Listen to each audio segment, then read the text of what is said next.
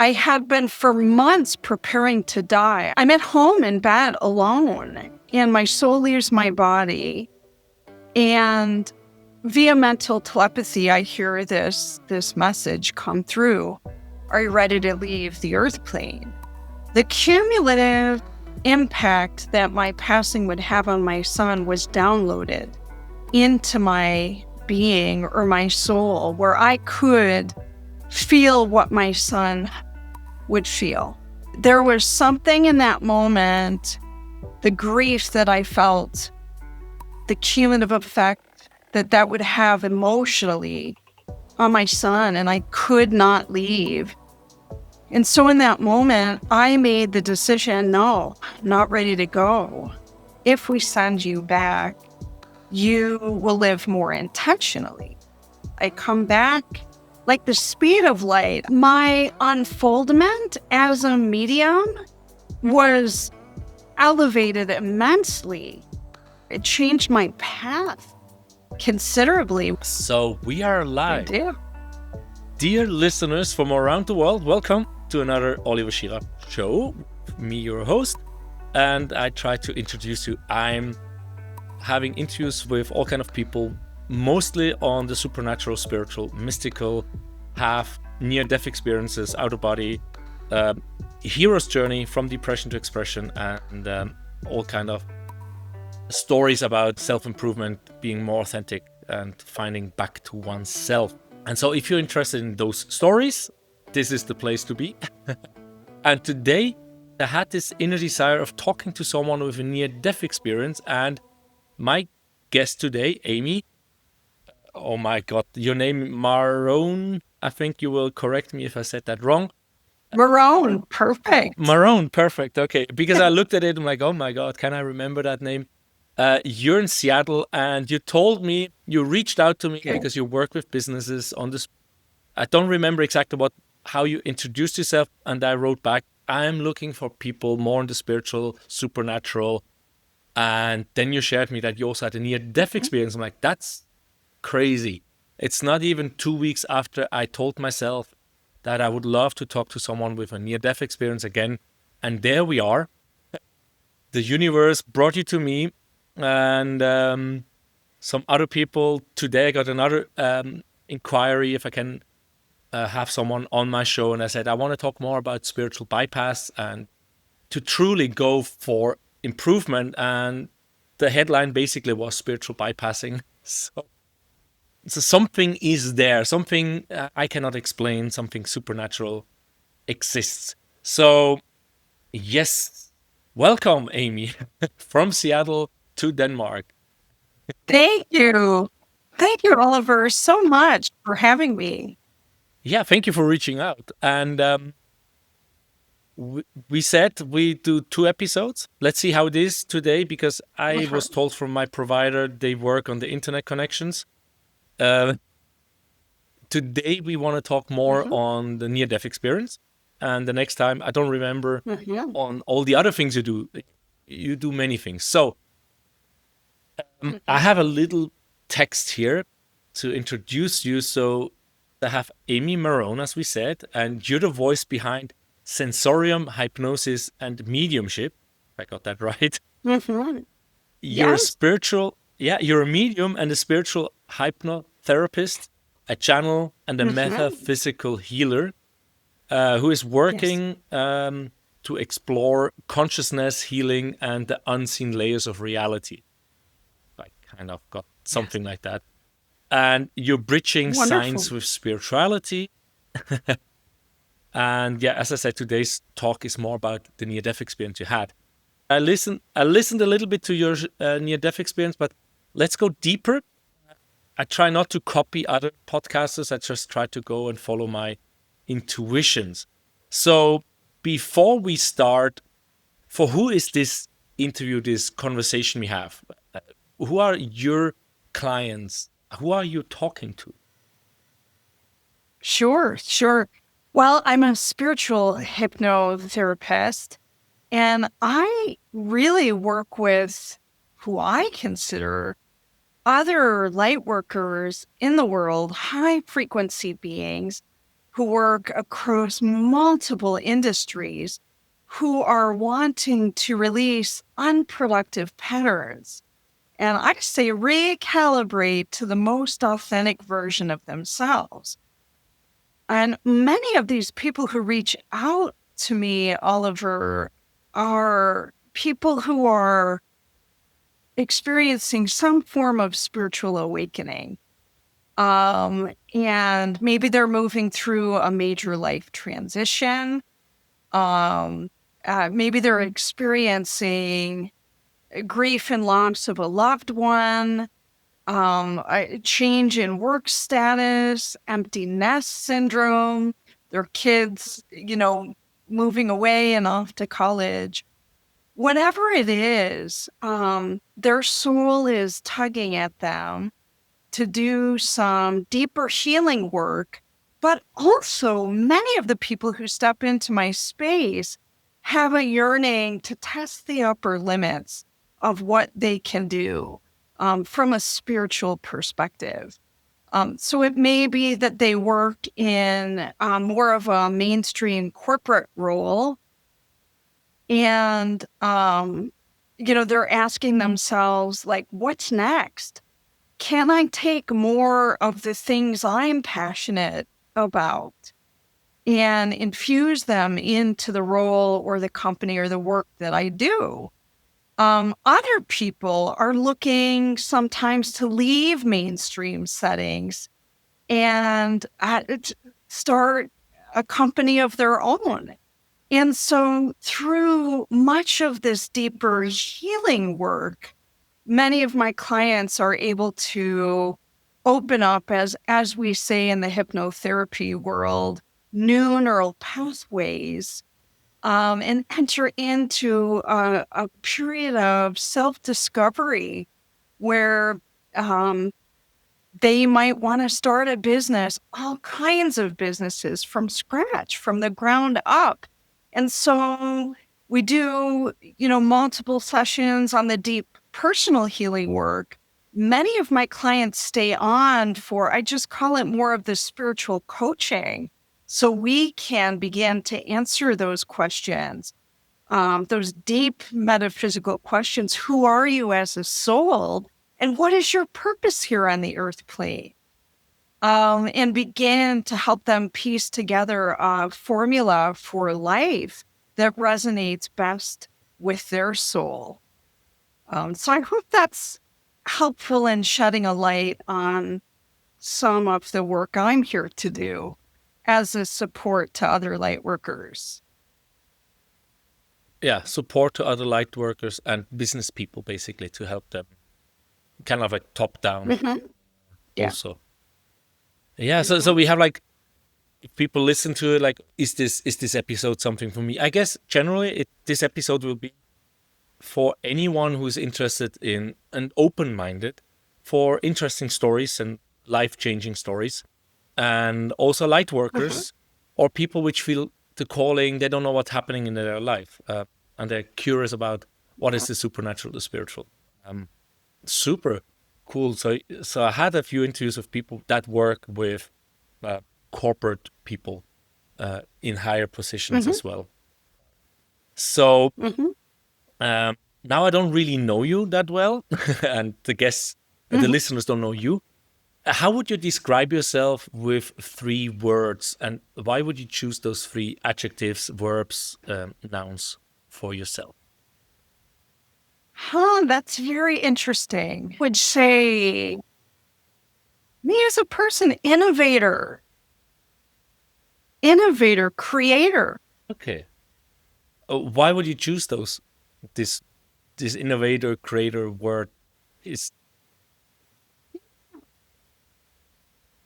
I am and always have been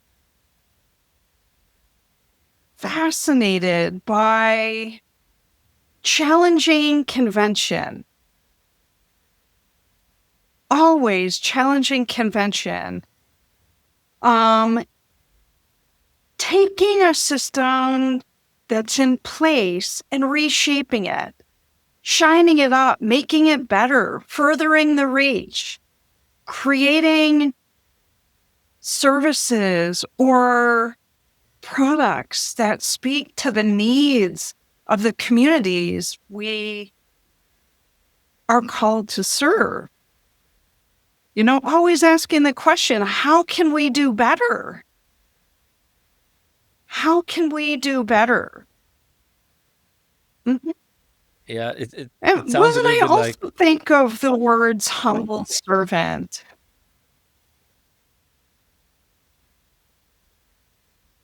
yeah. So that we have like a humble servant. I can see that with the work you do, and this innovation. It's also a little bit like me. When I see something, I want to improve it. I want to make it better. Uh, yeah, so I have that as well a little completely. bit. Uh, Mhm. are you up to share a secret of yours? Not that many people know. Do you have anything? Secret of mine. Sure. Well, and I don't know, Oliver, if this is a time or part in our interview where I talk about my near-death experience, or if you want to hold off and talk about that a little later, but that is part of my secret. Oh, okay. So the near-death experience we talk about today is part of your secret. Yeah, but then we'll go into it. I just tried to open up to find out who you are. And uh, another thing I was wondering when I listened to this one episode I saw, how did your life look like before you had the near-death experience? Were you married, lots of Oh, kids, corporate job? How did your oh, life look like? uh-huh. What did you work as? What have you been? Have you been a Sure. banker, a coach? I Yeah. don't know. Yeah. Great, great question. So my background and field of work been in the field of rehabilitation, counseling, and consulting.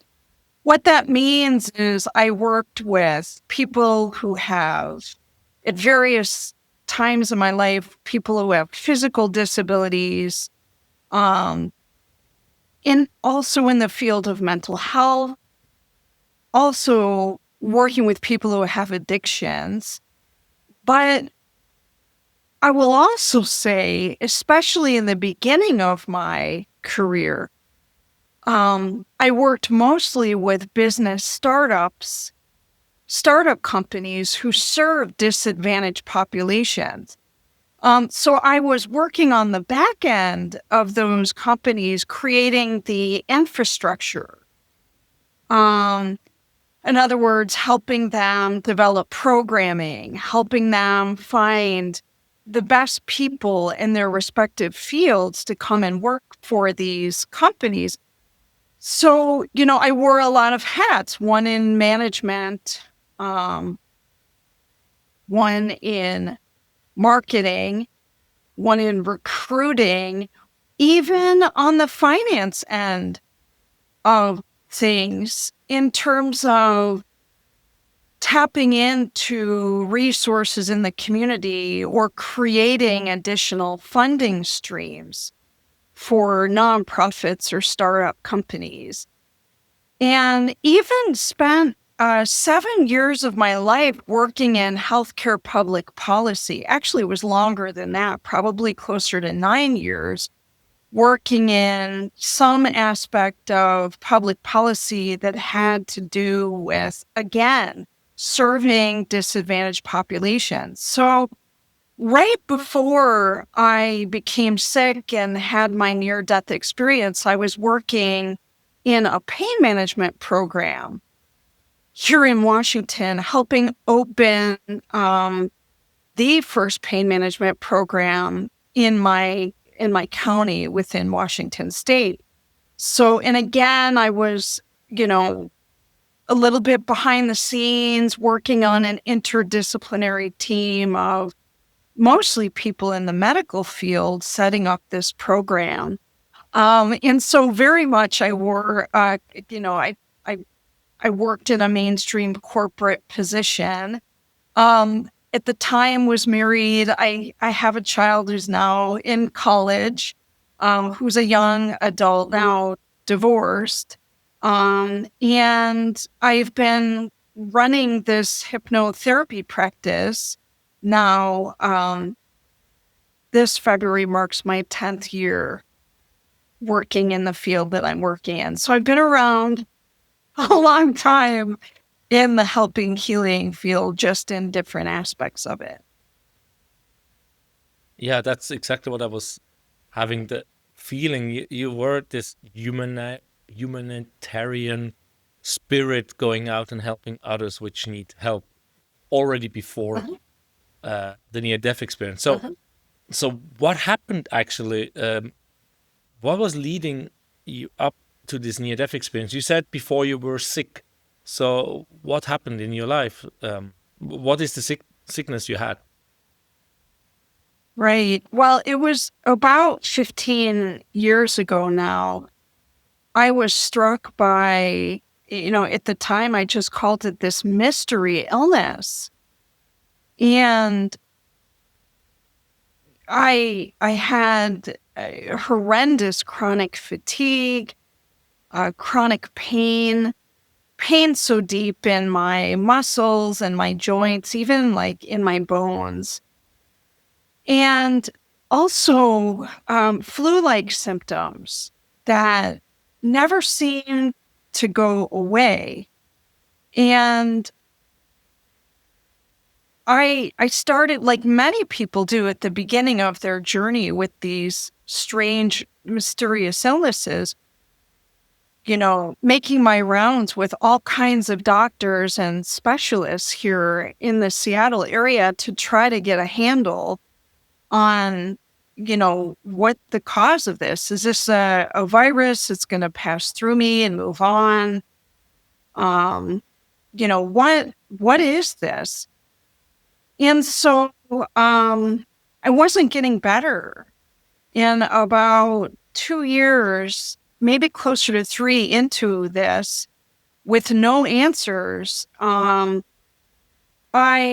I started to form some theories about my immune system and this being an immune disease, but still no answers. So finally, after weeks and weeks and weeks of feverishly researching this on the internet, I come across this doctor in Michigan who seems to understand possibly the root cause of what I'm suffering with and may even have a name for it. So I reach out to him. He agrees to see me. I fly to Michigan and I get a diagnosis for this condition. It's called myalgic encephalomyelitis. Long name. Essentially, the cells in my body don't have enough energy. And so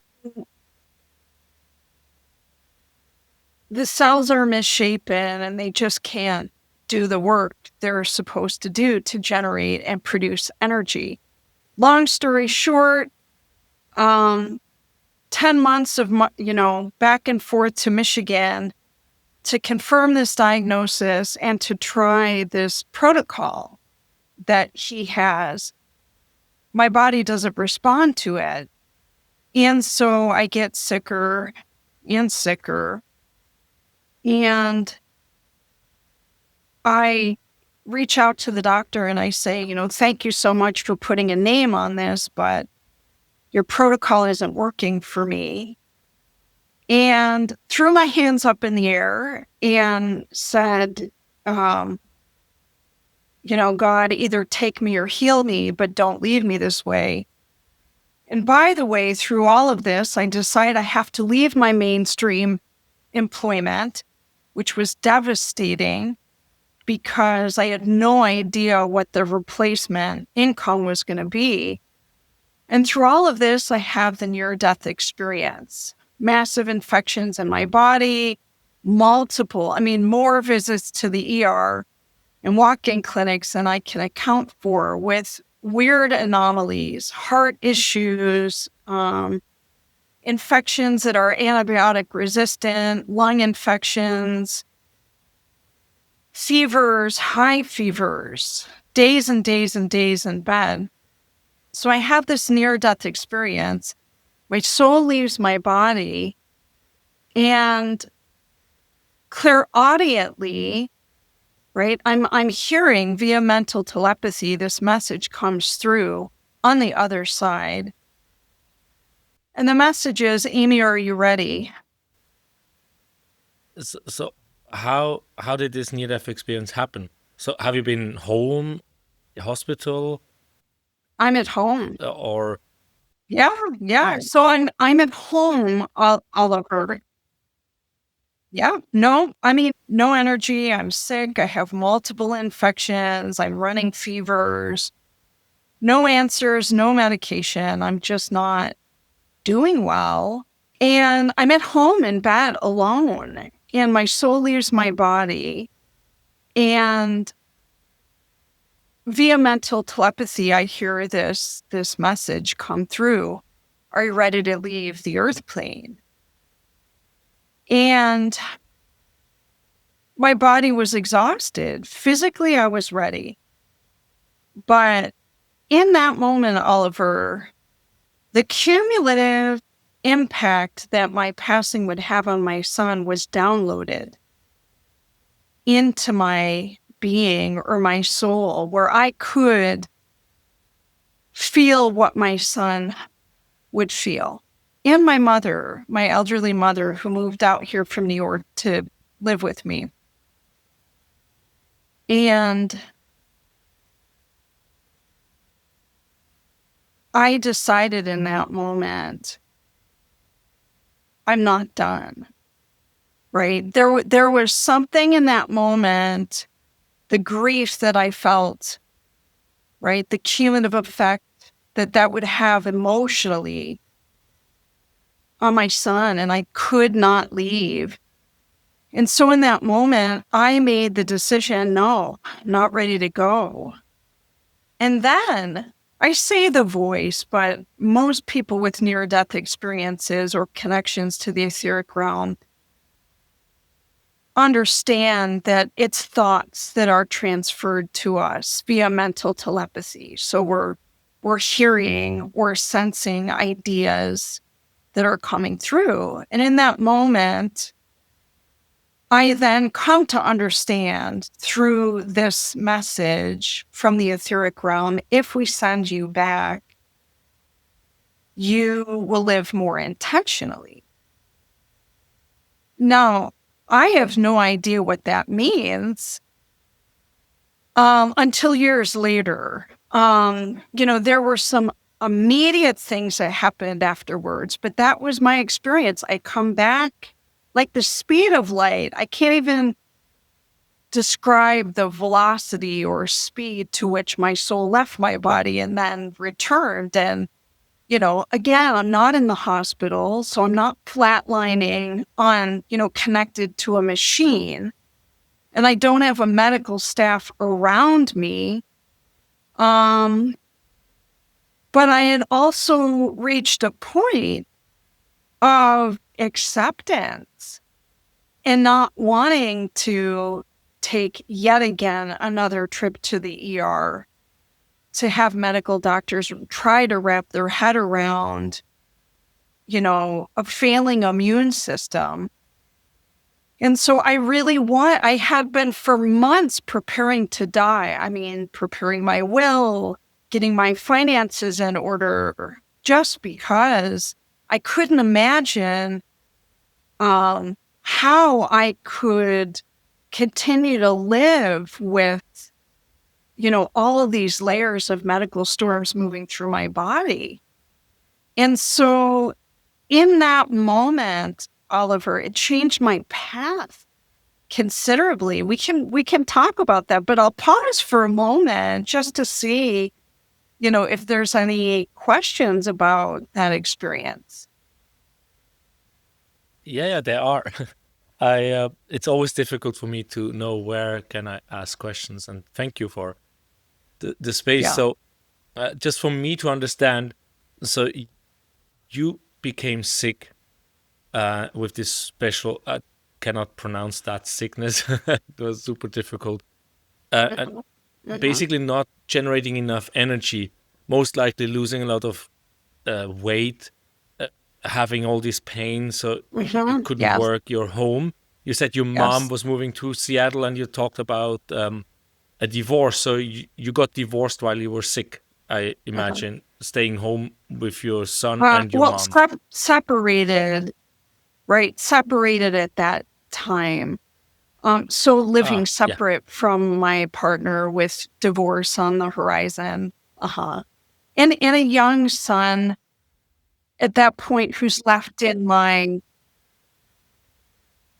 and then I'm home. Yeah. Yeah. And I've left my job at this point. So you got your mom helping you while you were separated from your partner at that time with your son in care. You lost your job because you could not work anymore. You were pain. Right. You prepared everything to die. So did you expect to have a near-death experience? Did you have any connection to spirit, so to speak, or to the supernatural before that near-death experience? Have you been afraid of dying? I mean, that's a lot of questions I just put in here, right? Sure. Since I was a small child, Oliver, I have always felt a very strong connection to spirit. I grew up Catholic, but my fierce belief in God and the afterlife had nothing to do with religion and had everything to do with this deep soul connection. As a young child, I didn't realize it at the time, but I was a channeler through my music. And so, as a very, how can I say it, not terribly formally trained pianist and vocalist and musician, melodies or music began pouring through me at a pretty young age.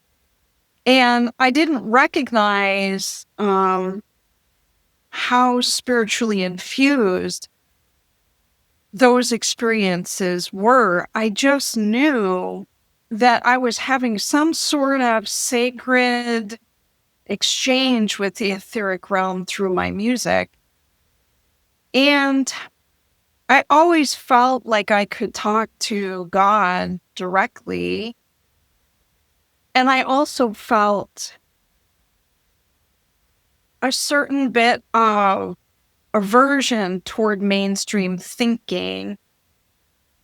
And luckily, I lived in a family that encouraged that. In terms of my fear of dying, I wouldn't say I have a belief. I think like many people, I had the fear of the unknown. And also too, I mean, it's hard not to be impacted by religion when you grow up in it. And a lot of fear-based ideas about, the day of judgment and the fire and brimstone presentation of the afterlife.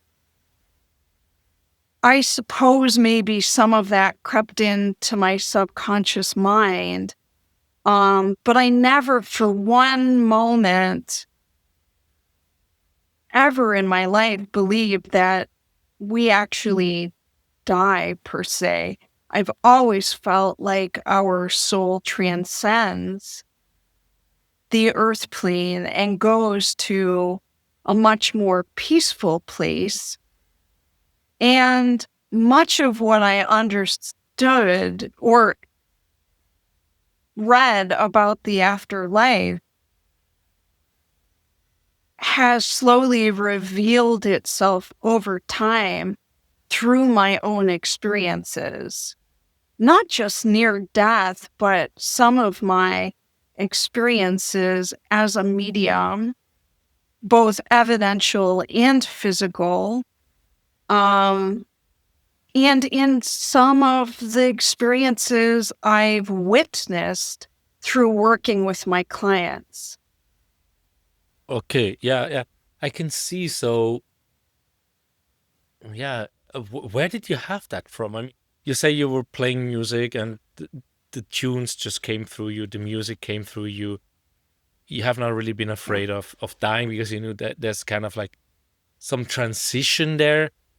But where did that come from? You say it's not from the religion. Did your grandma or your parents, or did you have a neighbor, or did you read books? Or where did that feeling come from? That knowing? Um, for me, I always felt like I had this ongoing. I was a very distracted kid. So and I know this is true of a lot of, light workers and helper healers. I had a different way of learning, and I seemed to filter out a lot of mainstream things that I didn't find personally useful in my journey. But I also feel like, you know, God or my spirit guides put a very deep um, seed, I guess, in my heart and my mind to serve others. And so I should say most of my work or my leanings was toward humanitarian pursuits. Um, on a small level, right? Helping open a school for the blind and deaf, or, helping another spiritual entrepreneur get their, company or business or idea out in the marketplace. But I just always had this deep inner knowing as a small child that I would help others. In fact, I distinctly remember being in a religion class in grade school and daydreaming about moving to the far corners of the earth in Africa and working in an orphanage and taking care of children. I've always had a very strong connection with children. And so I just knew that there was something much bigger than we can see. And there was an unseen world that we were tapping into, whether we were aware of it or not, on a daily basis, and a deep yearning to lean into the unseen world for an abundance of wisdom and resources and energies that I just intuitively knew didn't necessarily exist on the earth plane. So I think, and many of us, Oliver, I believe, are channelers and mediums. That is so interesting. Did you ever do work in Africa or some other countries as you envisioned as a kid? I have not. I've worked in multiple impoverished areas here in the United States through volunteer work and service work. And definitely, when I finished my graduate degree, one could argue I signed a contract in my early beginnings to, make very little, so that, and to use my mind and my resources and my education to help empower others, other disadvantaged populations. So I would say I spent at least the first 10 years of my life following graduate work, making very little, just skirting by, for the opportunity to be an innovator, and to get these wonderful nonprofits off the ground. Yeah, I can see that you have this heart and your work, and I try to kind of make sense of the whole near-death experience and the disease. Uh, and also one thing that struck me, you shared many of the light workers or spiritual connected are daydreamers in some way or learn different. And I was listening to the telepathy tapes, if you have heard about that. And I had an autistic or a person which is in the autistic spectrum on my podcast as well, and he said it helped him to read the minds of others easier.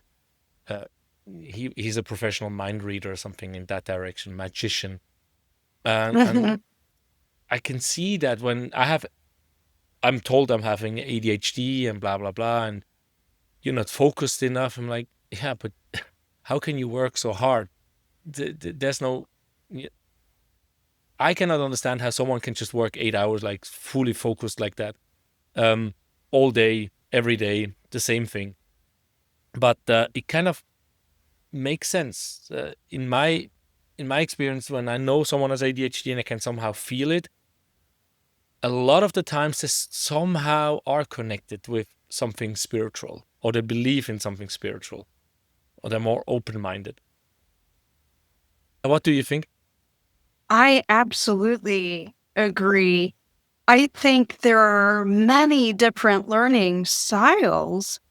And what I notice some common themes or threads around light workers and high frequency beings. One is incredible aptitudes for tapping into higher realms or higher intelligences, right? It's almost like our brain won't allow us to filter out those things. And to a mainstream setting, it could be perceived as a hindrance, right? Because we're not jumping through the same hoops as others. We're not learning. Our brain isn't attaching to a lot of the, what we'll say conventional ways of doing things, because somehow our soul doesn't necessarily see value in that. And so but it is, these hindrances are an intelligence that are vastly misunderstood, and not valued in the same way as people who learn more easily things that are valued here on the earth plane. In other words, people who are genius with numbers, or can take a whole lot of information and compress it, and their brain can learn very quickly. I've always had, I always jokingly say maybe this had to do with the fact that my oxygen was cut off at birth. True story. And I was then needing feeding tubes and in an incubator. So, I mean, it was a traumatic birth, or what they call a traumatic birth. And whether that in some way modified my brain and made it more difficult for me to learn things that the earth plane thinks is important to learn. But on the flip side of that, and Oliver, maybe this is true of you and other light workers you've interviewed or spent time with, it I think at the same time makes us wildly creative and more dynamic, and we have more, how can I say, there's just lots of layers of depth there to explore that don't fit in a box, neatly in a box. I agree. But this with the math stuff, I can see that autistic people sometimes are like amazing with patterns and Yeah. geography and not geography, geometry and numbers. Oh, But I think it's yeah. what I see in my personal life. That can be just a bias I have, right? Because I'm not perfect, but it's Sure. like the people which are just learning what they're told to learn, and they can reproduce that in an exam. Often they are not really Yeah. connected to spirit, and they're often the ones which are Yeah. judging people that are daydreaming and Mm. and seeing things different. But let's try to go back to the near-death experience, as that's the main topic of this talk. You had this autoimmune issue or something that created all Mhm. the pain, and you shared already that you did do a lot of work for others and helping others, and so I'm just wondering, like, how did this disease manifest? And you also shared that you had like this dramatic birth experience with not enough oxygen. And I'm like, I try to, in my mind, that's how it works sometimes. Did you do Mhm. anything like emotionally, your partnership, the work you did, the relation to other people? Did that somehow cause your spirit, your soul to, to get in a disharmony, like dis-ease? So you were not at ease Mhm. within you, Mhm. which basically pushed that disease? Or do you think the path you were on in life, the things you were doing, because you also said one of the first things you heard, if you go back, you have to be more intentional living. So I've heard Mhm. one near-death experiences sharing that there was kind of like this fail-safe in life if she, that was also a woman, was not living life according to the plan, that there will be like, the accident happening where she was having a near-death experience. You think that was something similar for you, that you did not live the Mhm. plan, basically what you came Mhm. for, and therefore you had to get a disease, the pain, and die so you could come back and actually change that. Uh, does it make sense what I That's a just shared? fascinating, yeah, that's a fascinating theory. I do believe, and another person had asked me, if the near death experience was, a soul upgrade or a walk in. In other words, like my soul left and another came in, or if the Yeah. contract was switched up or renewed. I do believe two things. One, we have a spiritual contract with certain people on the earth plane. Um, and there's lessons and teachings in some key relationships in our life that are for the purpose of our own spiritual, emotional evolution. But I also believe we have a spiritual contract with the higher realm to come to earth to complete certain things, not just in our personal development, but for the greater good of all souls. We're here to raise the collective frequency. I think possibly my illnesses, because this isn't the only rare condition I have, the medical storm continued on at even greater intensity through last year. Totally different story. But I do believe for me, the benefit of having this illness or condition, if we are to look through a spiritual lens, is it has slowed me down. It has helped me reprioritize my activities here on the earth plane. Was I not living according to the original plan? I don't necessarily think that was true. But I think for all of us, there comes a time where we have to ask ourselves, are we living authentically? I think I've always been a medium. I think I've always had this ability to channel, like so many of us. And I think I was hiding behind the mainstream work because, that gave me the paycheck. That gave me the comfortability. That gave me, the validation. I come from a very educated family. That was the choice I made that would have been most comfortable for my parents. And the easier life in terms of, kind of coasting through life. And I believe now what my spirit guides were asking me to do is to be bold, to come out of the closet. That this book that I wrote recently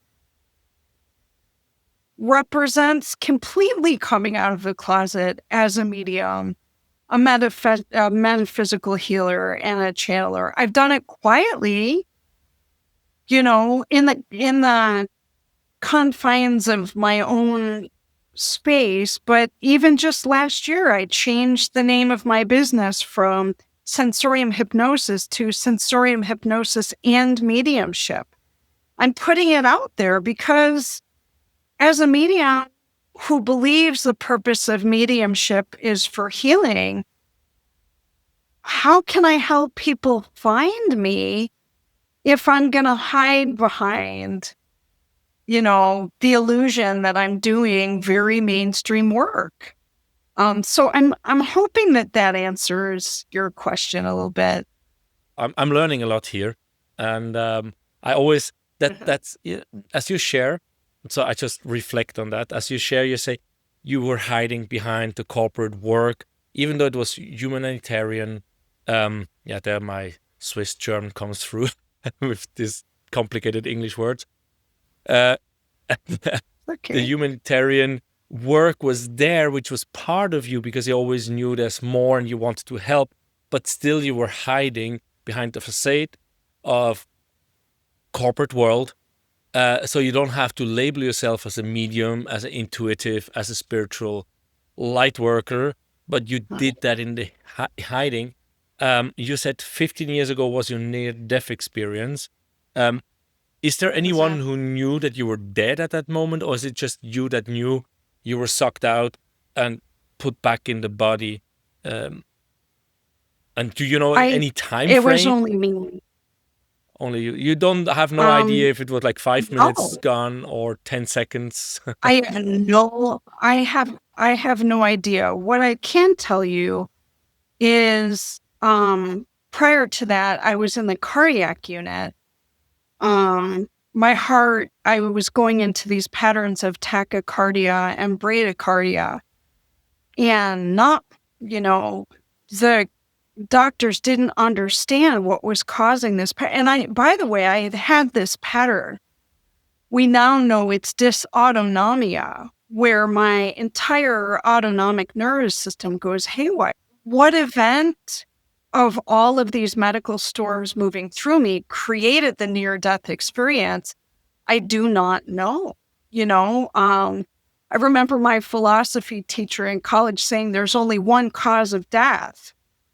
Your heart stops. So, without getting overly complex, I believe perhaps my heart stopped. I went into maybe a bradycardic, or the heart was slowing down at a level where, I wasn't receiving oxygen. And I have sleep apnea. Now, I also know that has to do with dysautonomia. And I've had so many of these medical events where, I've needed to be rushed to the ER, or I've been put in observation at the hospital for these anomalies in my heart, and also these strange antibiotic resistant infection. So I believe my heart stopped. I don't know. Again, it probably bradycardia, but You don't know it could. could be 1 minute, could be 10 minutes you were there, right? No one knows. Absolutely. I Yeah. have no idea.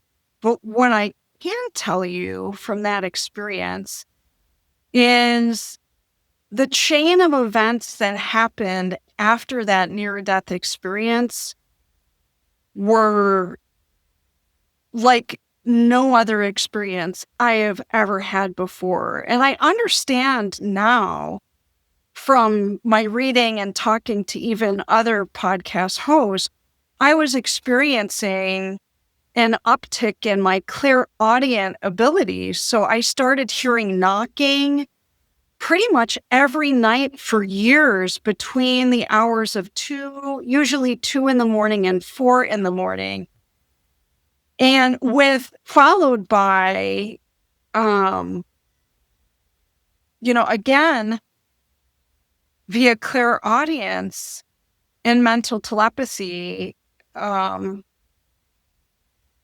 spirit telling me, get up, we have something to share. And I would sit, I don't know if our viewers can see, I mean, it was a different chair then, but I would come to sit in the very room that I'm in here doing this interview, and I would get these incredible downloads from spirit. Some of them were visions or images, or I call them visual parables that would tell a story that I would then transcribe into a blog, or a story with a moral or a piece of wisdom that had some universal message. Or, further on along in my work as a hypnotherapist, I would get downloads from spirit that would help me in my work with multiple clients. Or in my life, a lesson or teaching that they wanted to shine a light on to help in my own spiritual, emotional evolution. By the way, after the near-death experience, Oliver, I was walking down my hallway, and I'll just call it the voice said, "You will go back to school." That was a crazy thought, because the near-death experience didn't result in spontaneous healing of this condition, by the way. And then several days later, the voice came back and said I would be going back to school to study hypnotism. I knew that voice came through me and not from me, because prior to this, Oliver, I had never had an inkling of interest in hypnosis. I had never known a hypnotist. I had never been to see a hypnotist. So, my unfoldment as a medium was elevated immensely.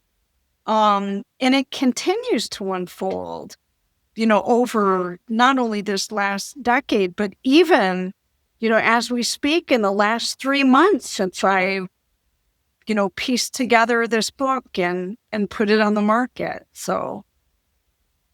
Yeah. So I can see, for me, there's many pathways I can take. I say that almost to every podcast, I guess. I would like to go back to, because I haven't really heard it myself, your near-death experience, the experience itself. Because I think the second episode we do, a lot of the teachings, the learnings will be discussed there as well. So I try to now focus some questions there. How did you know you were dead, basically? I mean, from all these others I interviewed or heard on YouTube, Spotify, whatever, there is some kind of, some don't even realize it until a certain time, and some realize it right away. Sure. So how was it for you to know I'm dead or outside of my body? I knew, I knew I was dead, Oliver, because the clarity to which I've heard that voice and the very question that was posed to me Are you ready to leave the earth plane? It was profound. And unlike many people, you hear near-death experiences where people see, the light and loved ones around them. My experience was clairaudient and clairsentient. Okay, so I'm hearing, like I say, via mental telepathy, a thought that comes through. Are you ready to leave the earth plane? That to me clarifies, like, you are in transition. That this is the moment, right? And then the clairsentient piece, Oliver, was the feeling or the energies of grief and sadness and longing, right? That was downloaded into my being. So, that is otherworldly. We can certainly as empaths feel what other people are feeling, feel sad when they've lost someone, or feel deep soul connections with people in their life journey. For most of us, it's very easy to, as best as we can, feel what other people are going through. This was profound. I can't really, it's hard to put into human words what it feels like to have your son's grief and sadness. So now Spirit is catapulting me ahead in time, right? And downloading the what ifs, like, Amy, if you choose this path, we need you to know what this beautiful little being you've helped bring into the earth plane will feel. Also what my mom would feel, but the stronger connection was to my son. And looking back at that, Oliver, I know now without a shadow of a doubt that my biggest soul contract here on earth is with my son. And to make sure that I am around into his early, through as much of his life as possible, loving him, encouraging him, lifting him up, providing him whatever resources I can. Because here's the thing, I think he is also a light worker and much more far-reaching than I will ever be during my time here. So I'm somewhat, we're in support roles to each other. That sounds a bit like what I heard about me and my daughter, the relation. That my experiences and my learning will be her basically trampoline to reach more. So when you say it was telepathic and clairaudient and claircognizant, did you see anything, or was everything black, or where have you been? Was it like a dark dream, or? It was, I could see nothing. I experienced myself in pure energy form. I knew I didn't have a body. It was very strange. I knew I didn't have a body. I had the sensation of, I don't remember having the sensation of fear at all. I had the sensation of almost like melting. It was like a sense of relief that I was getting, like a front row seat to this voice that I had been, probably listening to since the beginning of time. Was it my guide? Was it God? Was it my guardian angel? I just don't know. But I do feel like some seeds were planted in that other realm that, again, strengthened that connection. And again, they say in the spirit realm, time doesn't exist. I've had other people say, they know it was documented they were dead in 7 minutes.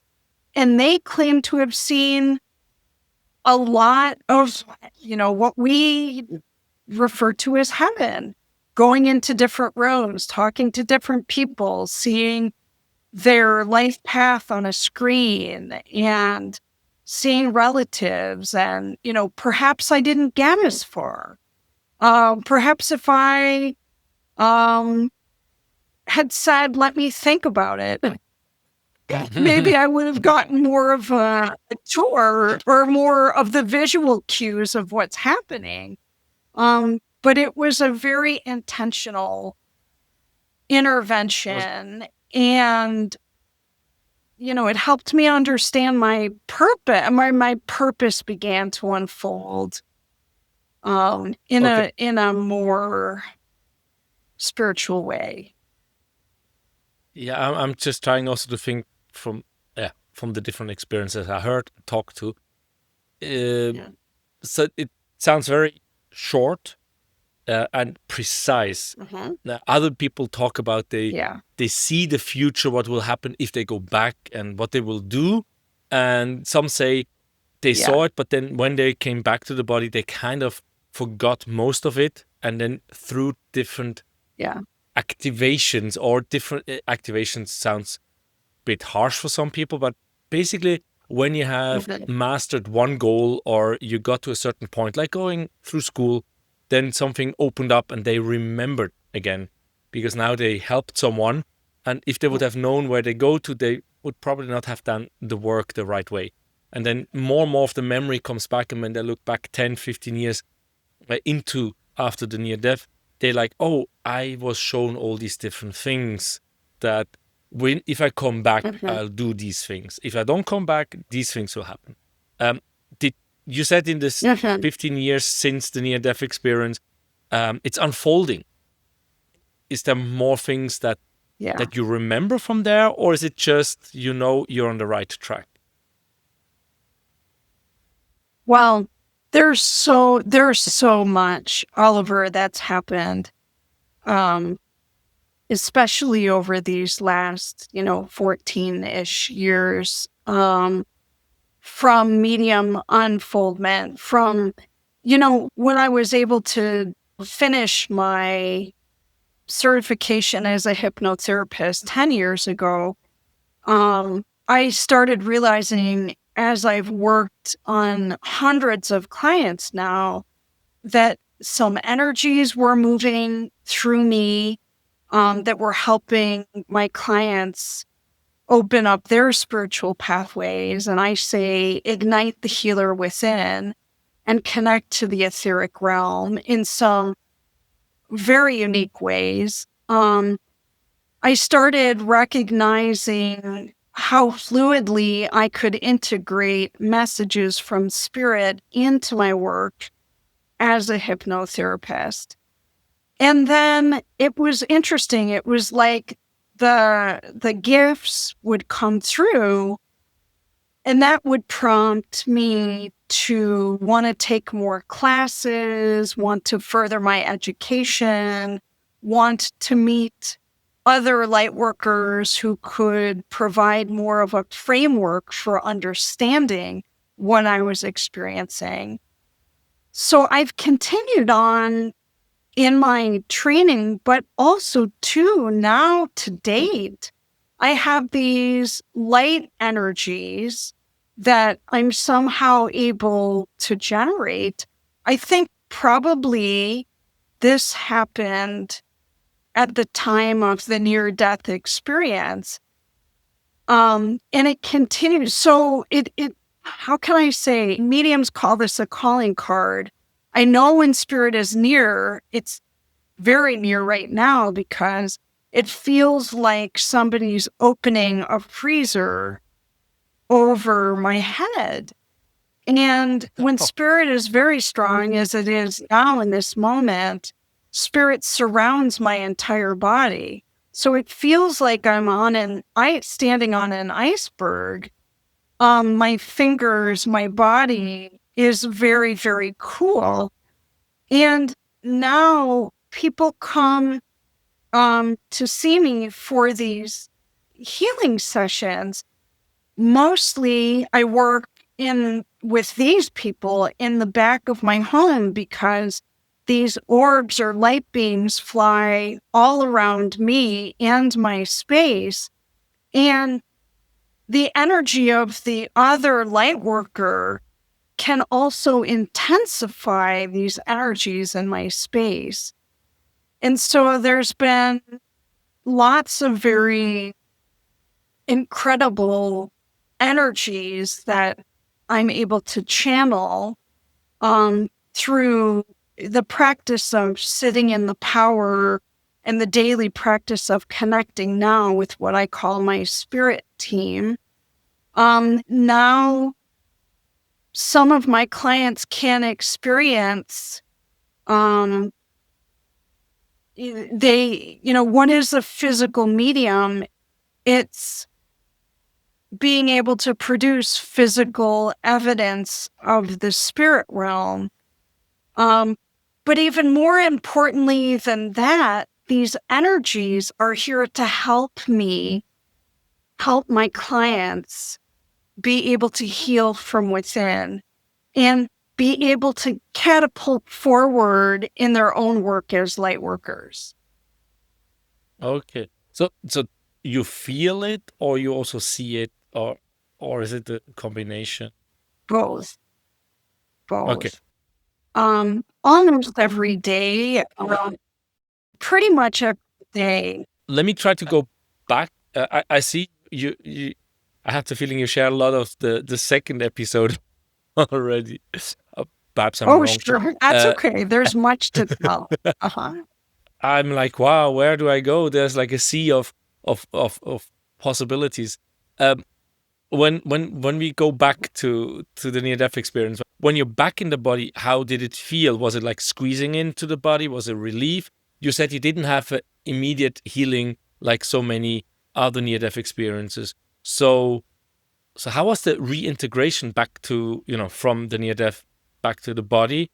And how was the healing journey? Very, very interesting.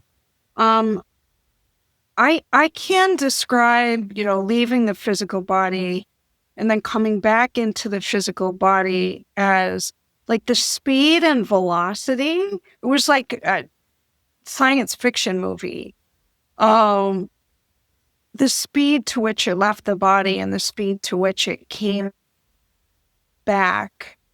I just remember this feeling of awe and wonderment, a feeling of a validation of everything I hoped would be true about the higher realms. When you're asking about like the physical sensation, what I can tell you is I feel like I got the deepest soul healing, that even though my physical body, I didn't experience that spontaneous healing.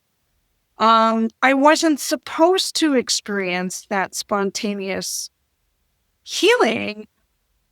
Spirit was going to help me through my journey piece together the tools that I would then teach to others to turn down the volume on my physical symptoms. Right? And it is a lot of deep emotional work.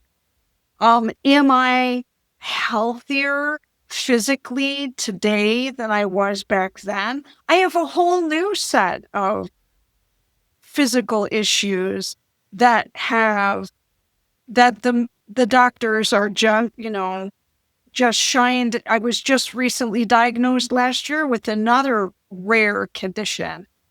So what is this about? Again, it gets back to the soul contract thing.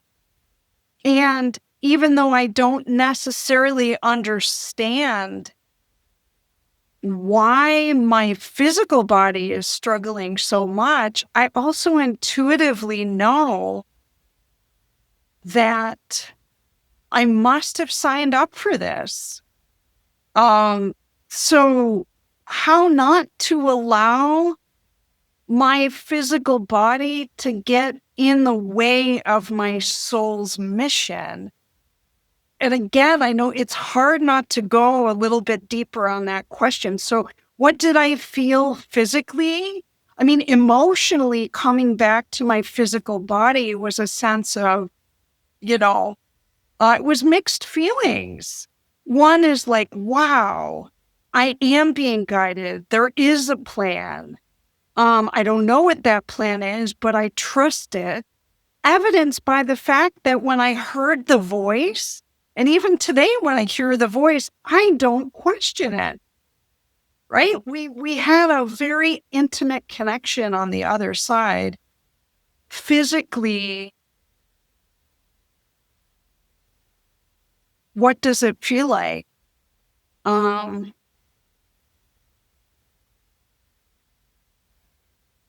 It just feels like my soul went to its place of origin, merged back into a physical body, almost like soaking in a sponge.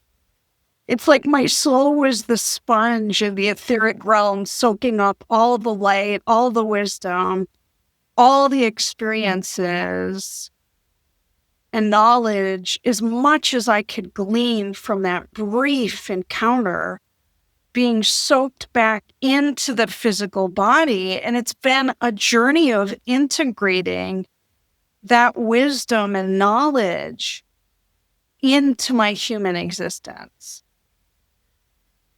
Yeah, another thought that came several times. Many of these near-death experiences share that there was this immense love, this unconditional love on the other side. Did you feel that? Yeah. Oh, unbelievable. Unbelievable.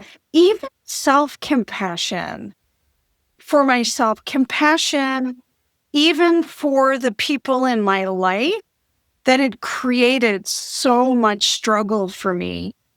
All of that, it didn't matter anymore. It didn't matter. It all made sense. I mean, it sounds crazy to have so many aha moments and epiphanies, but I came back with a renewed sense of purpose, but also with a greater understanding of why, including my ex-husband, why was he put in my life? Because there had been so much grief and so much pain in that journey with him. But then I began to understand that, I mean, what is the purpose of pain? The purpose of pain is growth, right? And I also understood the concept of free will. Like, how am I going to show up for this life experience, Oliver? How I get to choose even how I respond to these physical challenges that I have. Am I going to, allow it to suck me under and, feel sorry for myself that I have extra challenges that many people don't have? Or am I going to shine my light and my wisdom? I mean, Oliver, I'm here to help people who will experience a level of success and wealth and, vast experiences in life that I won't necessarily experience in this lifetime. How to be okay with that? It's like the teacher that helps the prize student graduate from high school and go on to an Ivy League school to be surrounded by other gifted, learned people and to bring about, cures for cancer or other, massive advancements On a smaller scale, like I am that support or light worker that helps these incredibly gifted people. I say I help them dust off their soul and their wings. Yeah, I definitely can see, yeah, how you're not complaining about the pain. You're not giving the feeling of a victim or anything. No. You kind of share it with such a lightness that you had all this pain, and it's kind of hard for me to actually, I don't know, what was it, sympathy or empathy, feel the pain you had because of the Yeah. lightness you share it, right? It doesn't have that Uh-huh. heaviness when you share it as Oh, someone which would be a victim of completely. it. And I think that's very encouraging. It's actually very, it's I don't know how to describe it, but for someone which is going for a longer period down a spiritual or self-finding authenticity path might feel that authenticity of, I'm here to help others. No matter how much suffering I have, I feel okay about it. This is kind of like the feeling I get here. Yeah. So how was it when you had this experience? How long did it take you to share with anyone that, yeah, your near-death experience? How many years did it take, or how many Hmm. days? I was very, very quiet about it. Very, very quiet about it because, for one, I had felt so defeated for the 5 years that I was searching for medical answers. Um, Many, many doctors dismissed me, blew me off, told me, I mean, essentially in so many words, um, this isn't real, or um, dismissed any theories that I had about autoimmune disease because it didn't fit neatly into a box. Almost everybody knows what fibromyalgia is. But even to this day, for ME, I'm using the initials of this condition, there is no medical system, I don't believe, here in the United States with a drop down menu item in medical charts that says ME. And I have to explain to this day to my doctors what it is and how it impacts me. And so, I was very, very careful. In fact, I really only came out of the closet with this near-death experience over I mean, of course, people close to me, very close to me, other light workers, I could share this experience, but I really didn't come out of the closet with this near-death experience until years later. In fact, it just over the last maybe 5 years made it into my bio on my website. And that's simply because I really didn't want to talk to the naysayers.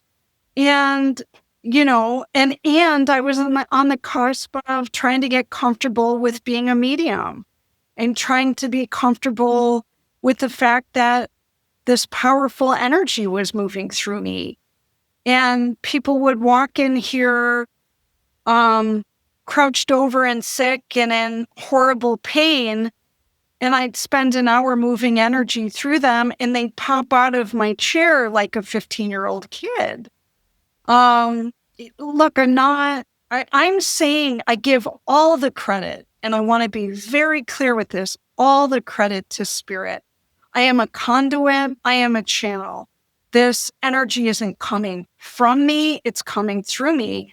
I believe to this day that, the fact that I can share light, continue my healing work, write an entire book with now a pretty serious secondary condition, it's all Spirit. They are literally not only just keeping me alive, Oliver, they are helping me thrive. I mean, not in the material world, so to speak, In reality, I administered to a very small community, compared to some other light workers. But that's because I choose to use my work in a very, how can I say, intentional or directive way. And so, and honestly, it took me, it's taken me 5-10 years to unpack this experience that I had, to be able to articulate it in a way that sheds light on my path of 10 years and the mediumship unfoldment. It's the singular most important transformational experience I've ever had in my lifetime that I think fully explains all of these energies moving through me and that are now, housed in my space. Okay. So, when you share these things, I can hear, like, after the near-death experience, it took you 5 years, and then you got the hypnotherapist degree. So somewhere in there, you started doing that, and you shared that going down the hallway, this voice told you over twice in a period of a few weeks, and you didn't know about hypnotherapy. Yeah. And you shared mediumship took you 10 years. So I understand that when you finished the hypnotherapy, that basically this channeling and mediumship started to open up. So the gifts came. For you, these gifts, did you come back and you had the clairaudience and claircognizance right after you came back in your body, or was that all slowly, but different things happening? I believe some of those gifts were instant and automatic following the near-death experience. The clairaudience was and is to this day my strongest spiritual gift. Clairsentience for sure, feeling movement or energies. I will tell you, and I do believe this is true for other light workers, is that, we are consistently becoming our skills again, as we create more discipline to sit with spirit, a continual refinement and access to higher frequency energies when we are ready. I think more so than any other field, mediumship, energy healing, spiritual coaching, whatever it is, needs to come from a very pure place within ourselves. In other words, we are required to release our own ego. And our goal should be being the most pure channel. And to be a pure channel is, you have to have a strong sense of personal responsibility in your own journey. It's very humbling. And so I can't share wisdom with others I'm not willing to integrate into my own life. My core values have to be, as spot on as possible. And I do think that is how, it's kind of along the lines of the concepts of the law of attraction. If you want to be an effective healer or light worker, we need to work on our own frequency, right? Our hearts need to be pure. Our soul needs to be pure. We have to put service ahead of money. We have to, yes, we have to support our families and ourselves, but we have to be, I believe, we have to release the smoke and mirrors part of what we do, and just live pure existence. I'm a minimalist. We have to challenge ourselves. We have to come from a place of humble service and be present for spirit to move through us. And most, I think, of the most talented, gifted workers are quiet people. There's not a lot of glitz and shine to their lives. They're simple people trying to help other people in their healing journeys. You mentioned ego.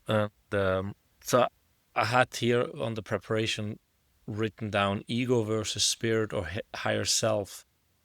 How do you see that discussion? That's an endless discussion on the spiritual podcasts and YouTubes. Letting go of the ego or not letting go. What is ego? What is ego not? How do you see that in your life when you try to say, or you shared, try to be the most pure you can be with the purest intention? So where is ego? Yeah. What is ego in your definition, experience? Well, what I can tell you in the context of my work, spirit, it requires or invites me to ask myself this question when I'm working with the client, and this is the question: have I taken this client as far as I can? Right? In terms of like the tools and the learning and the support. Or is it time, is it time to release this client from my care? In other words, there's a great many other teachers out there. Some clients come to me, right? The ego part of us is like, oh, I can't refer them on, or they're part of my income, or whatever the case may be, right? That's more of the conventional business model. It's like, hold on to clients, and especially with these big box corporations, it's like they want to hook you, they want to keep you shackled to their products and services forever. But as a light worker, we have to stay humble in our journey, Oliver. There are times where clients come to me with tremendous gifts, and I'm so privileged and honored to work with them. And I may work with them longer than most because I'm very interested in sharing tools that I think may be helpful in their journey.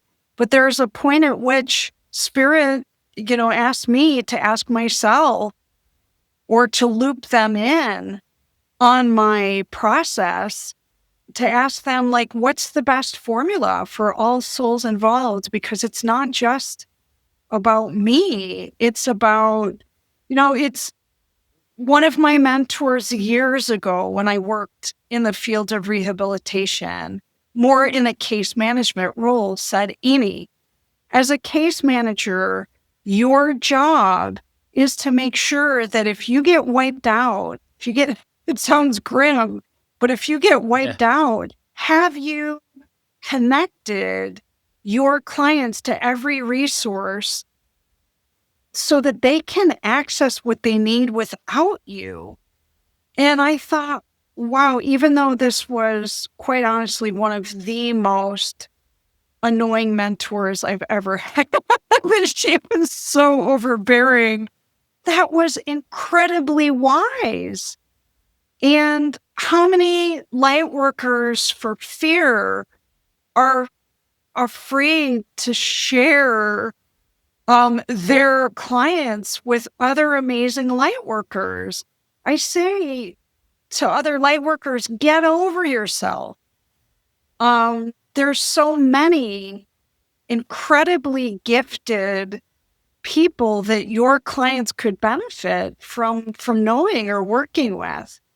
So letting go of the ego is like, stop thinking like, I mean, there's an abundance of work out there for everyone. There is, I don't believe light workers will become obsolete. I think our work and our roles are expanding, ever expanding now. In fact, spirit or higher intelligence tells me, we're in a period of spiritual renaissance right now.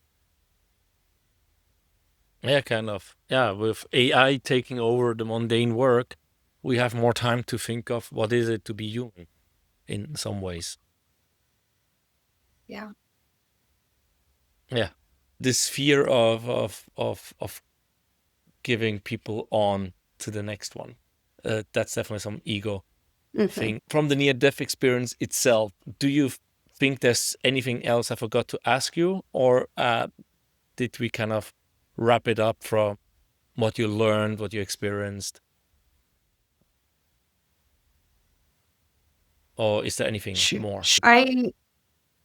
I just, I believe it does not take a near-death experience in order to have a spiritual awakening or a deep pull, tug on your heart or soul, to expand and to step more into a spiritually or soul-led journey.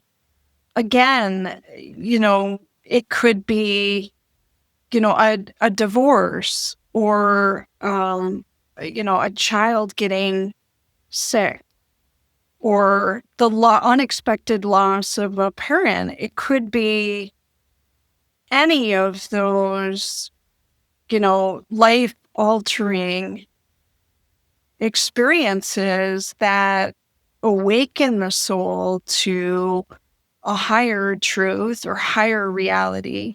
So I want to make that clear, because I've met in my work many colleagues and many client light workers who, didn't have near-death experiences, but also experienced profound transformations. Even the death of a pet that we are close to can spur on in each one of us a form of spiritual awakening that is very, very profound. Anytime we experience loss,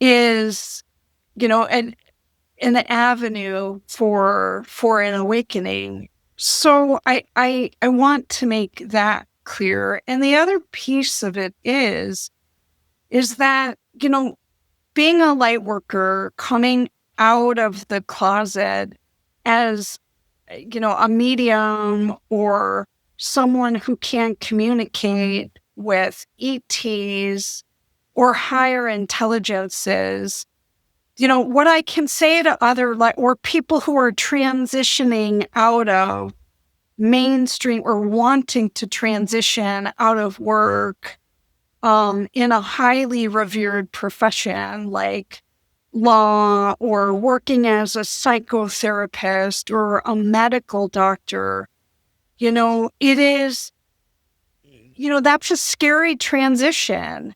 It was less scary for me than it would be for, I imagine, a lot of other people who have built 30 years on, a career, a successful career in some other mainstream profession. And what I can say is, find your tribe. Start small if you're wanting to dip your toe into working more in a, light worker field, whether it's energy work or mediumship or whatever, find your tribe through classes. Spend some time doing a deep dive into learning through podcasts and spiritual blogs. And, but don't try to talk yourself out of experimenting and testing the limits and developing and refining your own gifts of the spirit. You don't necessarily have to use those gifts in a public forum, but, we're multidimensional beings. We are a soul first in human form. And it may be part of your soul contract or soul journey to transition over time from a more mainstream role into, again, more of a spiritually infused existence. Yeah. So I have another few questions that came up.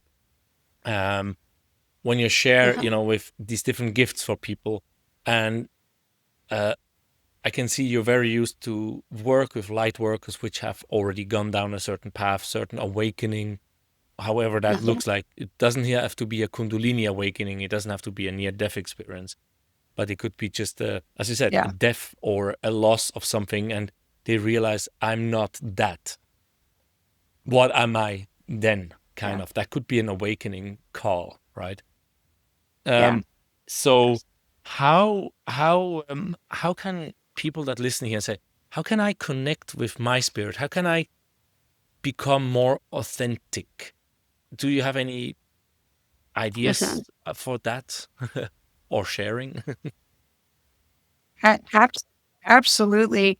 This, and I know maybe we were going to talk about this in a future podcast, but I will briefly mention Whispers Beyond the Veil, channeled teachings inspired by the spirit world. My new book, it is a spiritual curriculum.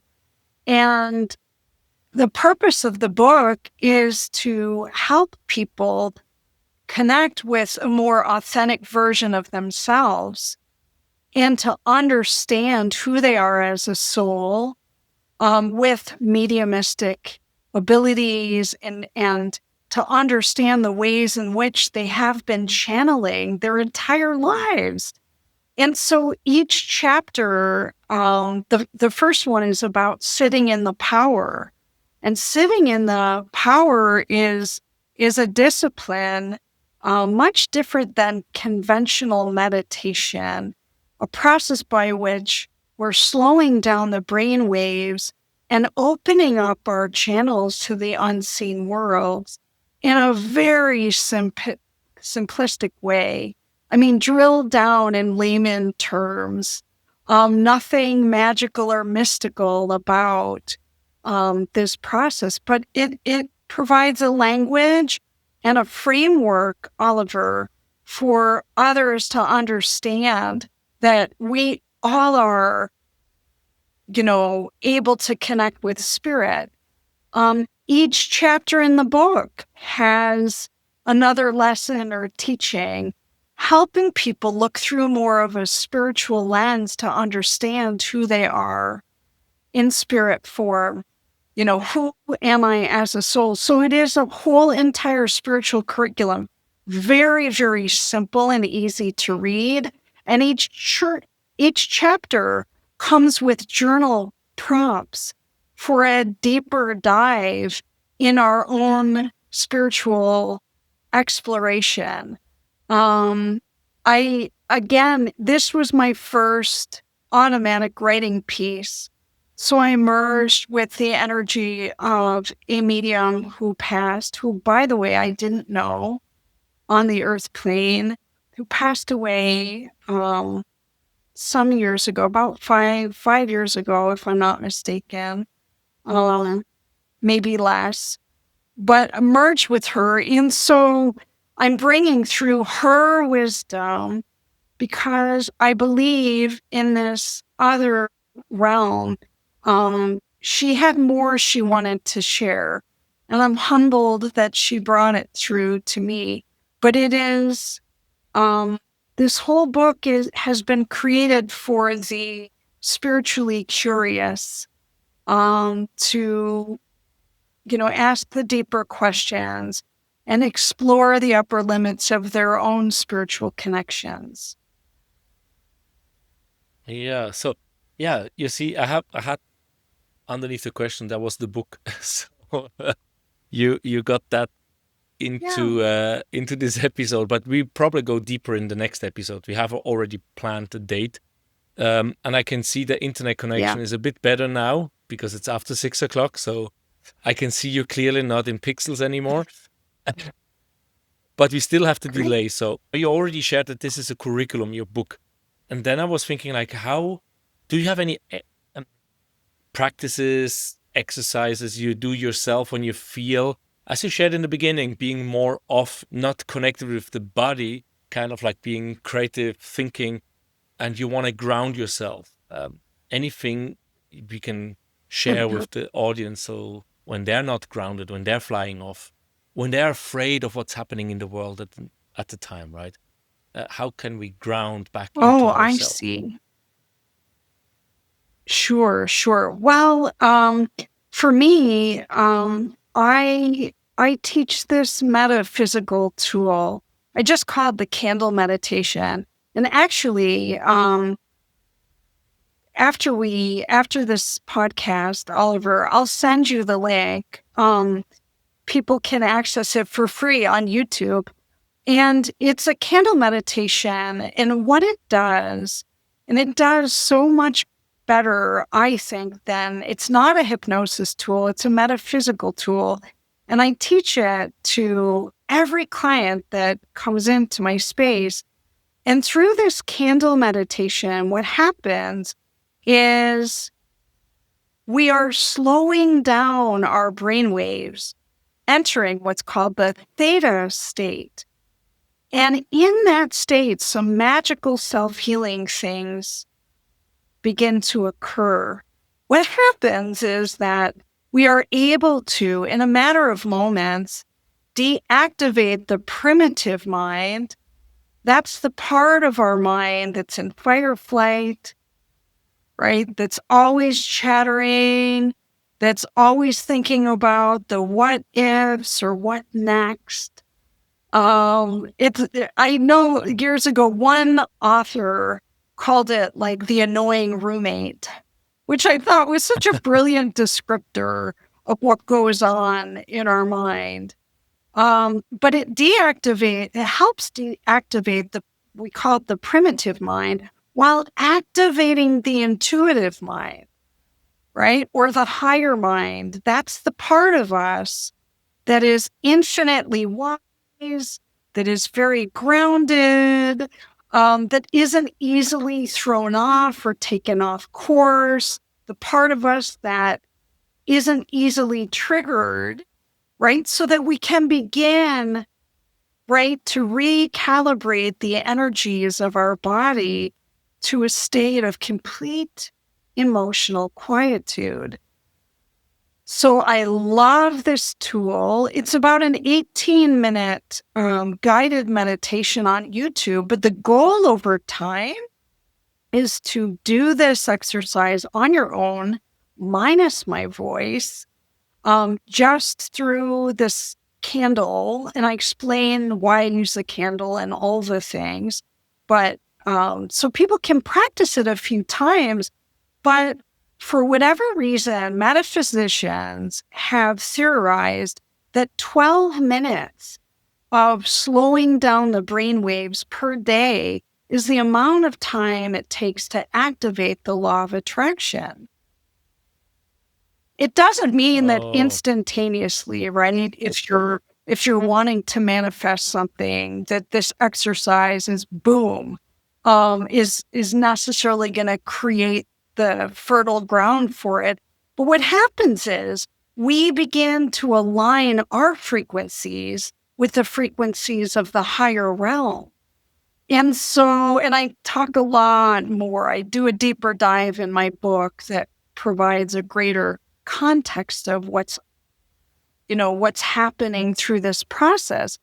But it's step number one is, again, slowing down the brain waves. It's extremely grounding practice, 12 minutes a day. And the outcome measures for my clients who have been practicing this regularly, maybe not daily, but multiple times during the week, is incredible. Improved concentration, less easily triggered, better, feeling more emotionally stable, better qualities of sleep, more higher-minded decision-making, those kind of things. So I'll be happy to share that with listeners and viewers.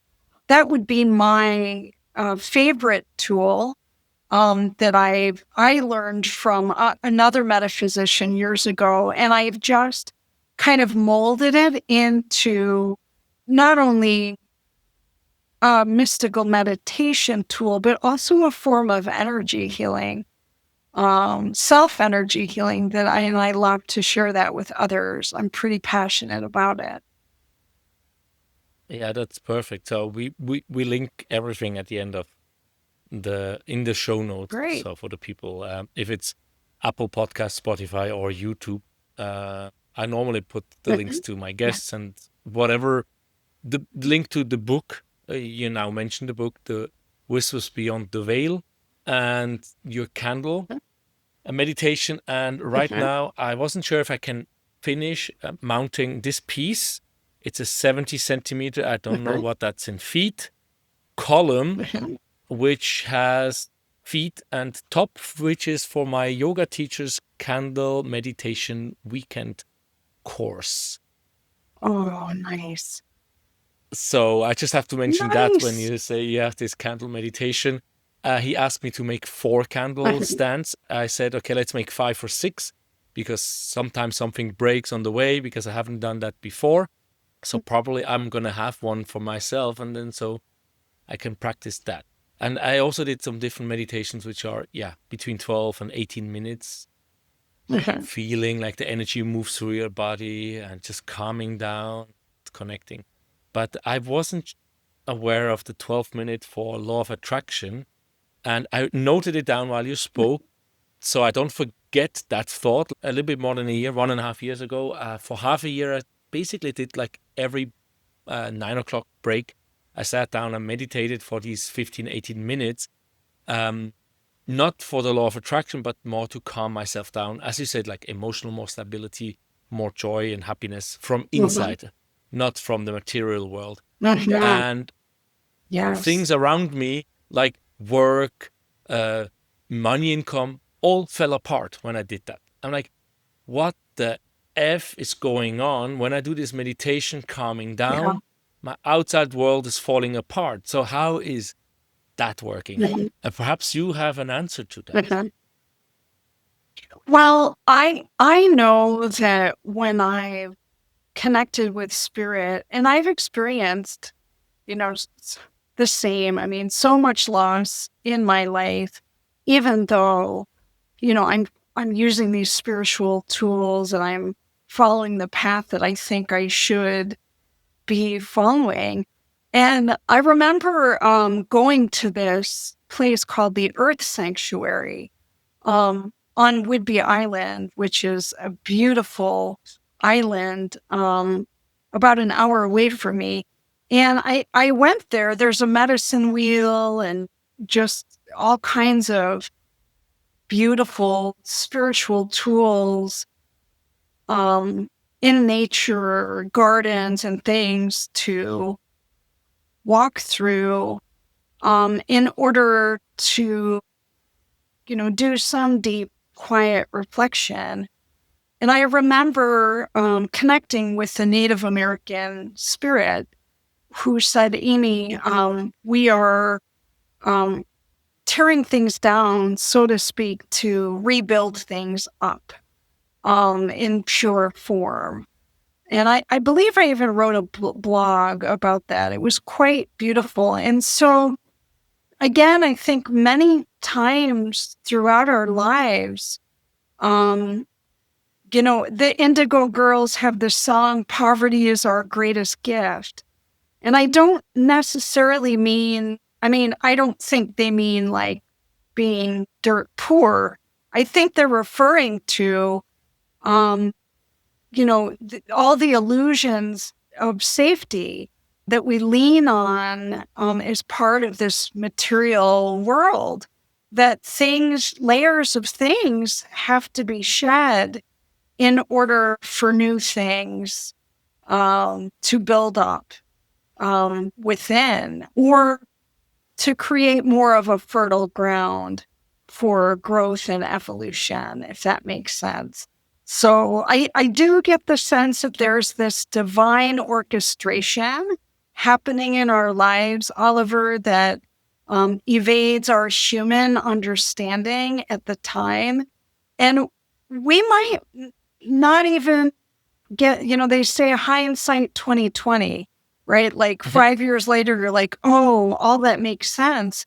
But in reality, some of what we've lost, right, we may not fully understand until our soul actually transcends. The last 5 years, I definitely see people and things, moved away. And I'm sure many people which listen to this podcast, they have been truly on a materialistical path and did not learn from the last 5 years, but they learned because something happened now in 25 in August, September, whatever, October now, while we record, and they find us. And others are here and they said, yeah, these things, I experienced that loss in 2008 in the financial crisis back then, or in 99, and I'm still searching, I'm still going. Yeah, I can see it in my world. I just shared it with a friend yesterday and today with another friend. Said, look, they're friends which were very close to me, and to be true, I tried to keep on them. That's now friends, not material. But I know that there's no value in the friendship anymore.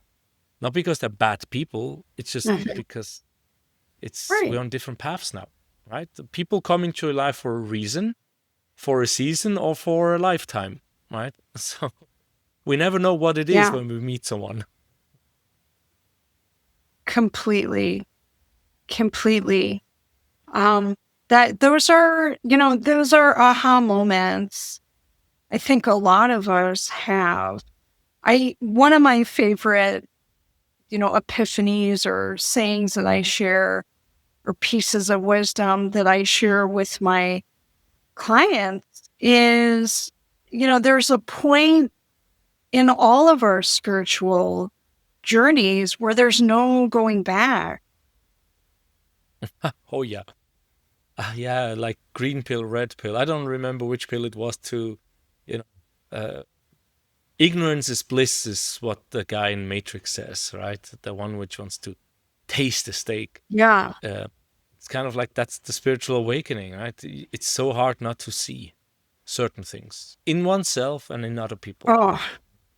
It's the hardest thing in trying to, especially close ones, ex-partners, parents, sisters, best friends, aunts, uncles, I don't know, very close ones, to one once. It's very hard not to want to open their eyes, but you cannot open their eyes because we see through different means, through different experiences. Yours was, you already had open eyes and you just got the confirmation through the NDE that there is a transition, that there is more after death. So it was not oh, wow. Yeah. I mean, many NDEers, they're like, shit, I didn't believe in that. I believed in the material, and then I had the near-death experience, and that just changed everything I believed in. For you, it was more a confirmation. But how we open the eyes, it's different. And for the listeners, if you made it that far, thanks. Please write it. We made it that far in the comments. Don't don't try to change people. Don't try to open. Be there for them as good as you can be, as human as you can be, as grateful, compassionate, unconditional. Don't be there for them as long as they listen to you. No, be there for them even if they're evil to you, even if they do all kind of bad things. That's what I learned, and I'm still walking that path for actually mastering the path, because I don't know where I'm on that path. If I'm in the beginning, in the middle, or close to the end. But I don't think I'm close to the end. I'm still very much in the beginning. But we are close to 2 hours here, and as we're gonna have a second talk, I try to kind of close down now with a few questions. And I'm honest, I asked ChatGPT with the information I had about you, what kind of questions I could ask, just to expand my horizon and see if, not do the same thing all over and over. But, and I like the questions, so I wouldn't ask them, so they resonate with me. So what is your deepest vision or logging for humanity or the consciousness we have moving forward? What do you see in the next years? What would you like to see? That's a great question. I would like to see, they're great. Good job, AI.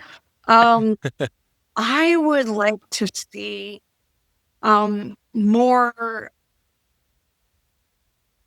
openness to use alternative methods for healing. I would love to see the medical community be a little bit more curious. I would like to see more of an open dialogue between Western medicine. I mean, and also within corporations. Corporations are so driven by, dollars and metrics and all the things, measurable outcomes. And I get it, but I think, people in corporations are being pushed. Their lives are imbalanced. The stress is trickling down into, all levels within a corporation. And I started this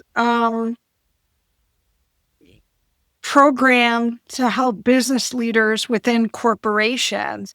And I wish corporations would be open to encouraging and supporting business leaders to do deeper spiritual work, to try spiritual hypnosis and energy healing and spiritual coaching as part of their corporate wellness programs, because they've been pretty good at letting yogis in for retreats and things, and they've been pretty open. I've even heard of some finance companies bringing in holistic foods into their cafeterias and, trying to encourage healthy lifestyles. Now we're talking about changing corporate culture and focusing on raising the collective frequency and beginning with the leaders.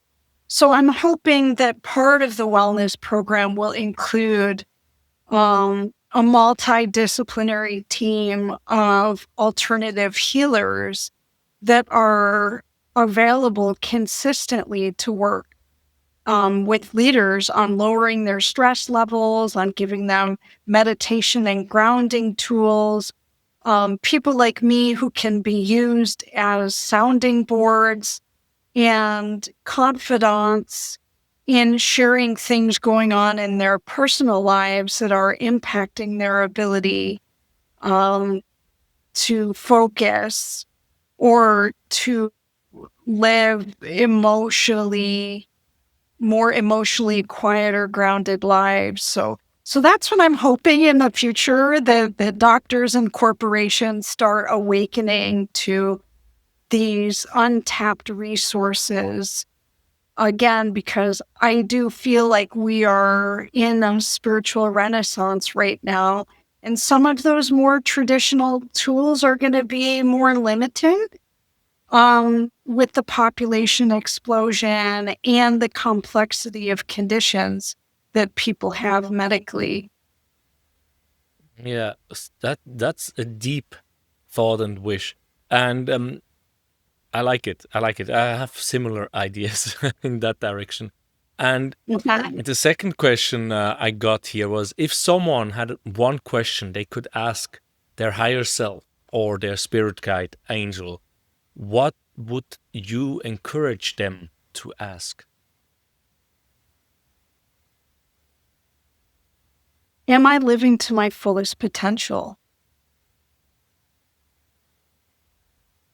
Wow, short and precise. Yeah, and I can see that's kind of from your near-death experience, huh? Are you living a purposeful life? Mhm. Which brings me, how much closer are you to that purposeful life?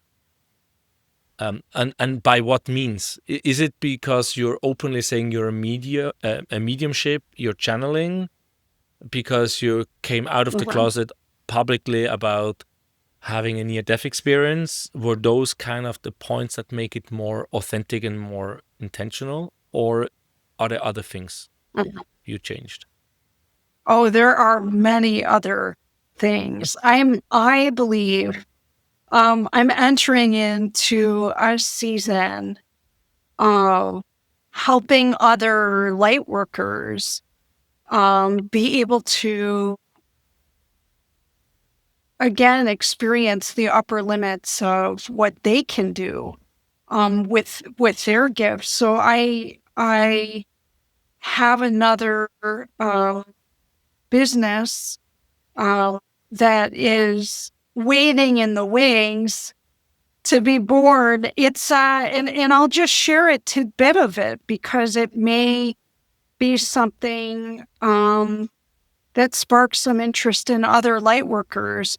I truly, truly believe in the concept of paying it forward, especially as we're working as light workers. I have 30 plus years in the helping healing world, and I've really enjoyed my path immensely, especially the last 10 years.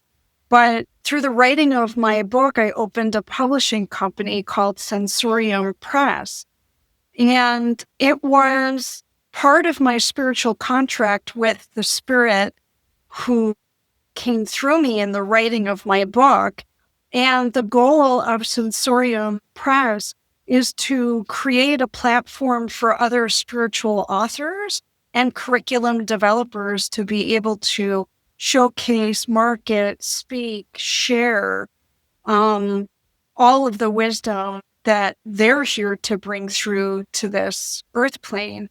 So the website and the platform hasn't been launched formally, but on an informal level, I've had several of my colleagues in the mediumship work or in the mediumship world say, "Hey, can I use your book as part of my curriculum for my spiritual workshop?" Which, yes, people can reach out to me and I can explain how they can use the book. But that's just step number one. It's almost like I've been used as a guinea pig. But I'm hoping over time to launch and grow this platform. You know, people have mixed feelings about Amazon cornering the market and self-published books and all that stuff. But I think this creating a platform just for spiritual authors and light workers is part of my mission here, my next mission and in my work and journey as a helper healer. So I've got much to do to answer that question. I'm not there yet. Yeah, you get much to do. So the last question, I think, and then we'll see if you have more things suddenly. How can listeners engage with you? Books, sessions, trainings, and yeah, like yeah, where should people find you? Instagram, Facebook, web pages, etc. Sure. Well, I think my website is a great place to start. It's sensoriumhypnosis.com. SENSORIUM. Sensorium just simply means senses. Sensoriumhypnosis.com. And from there, people can find my book there. They can read I'm pretty active blogger on a wide array of spiritual topics. I have a small podcast where I interview other light workers, also clients of mine who have things they're eager to share. And in the future, I'm sure, I have, from there, people can book one-to-one sessions. I just added, in honor of this podcast, actually, I added an offering where people can do a healing session, a 50-minute healing session, just kind of a one-off to see, like, what does it feel like to go into a deeper theta state? Through this interactive process, I'm helping my clients release unproductive or toxic energies and recalibrate and open their spiritual pathways and activate the law of attraction. So there's a lot of power-packed things that happen in a 50-minute session. So that's the best way that clients can reach me. And from the website, they can find links to all these other social media outlets, YouTube and Instagram and Facebook. Okay, so now that you said you opened this 50-minute extra offer, what is that? Is that just like they just click on it, something, or do they write to you like 50-minute offer? Yeah, and so it'll allow them to. I mean, they answer a few quick questions. They can They can access my calendar, and book the session. And so it's done by Zoom. I encourage them to have a candle because they're getting a walkthrough I integrate the candle meditation, on the first part of our session. And then I'm combining hypnosis, energy healing, mystical meditation, and trance healing all into one session. So, and I've provided these offerings actually in corporate settings online. I did a whole series for Amazon through the pandemic, and it was well received. I've done them in yoga studios around town, but I just wanted to make these available on a one-to-one basis because it's love, right? It's more personal. It allows it's more intimate, and it gives people complete access to working with me in a short period of time. And I have lots of extended hours for that. Early morning, I realize a lot of people are in different time zones.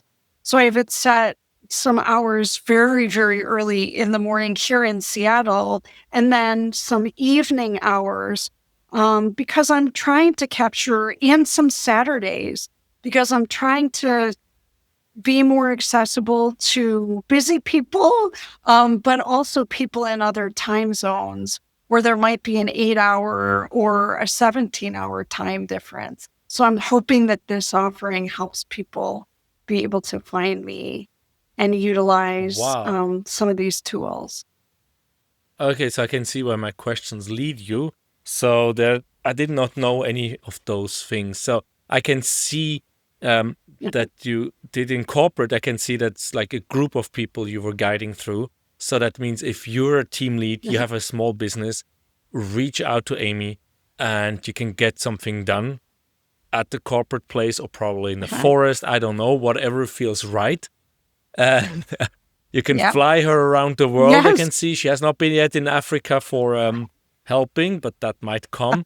And That's right. you're opening up for one-on-one sessions, so for the private people, so for the homestaying mom or the unemployed dad or whoever it is, someone which is just pensioned.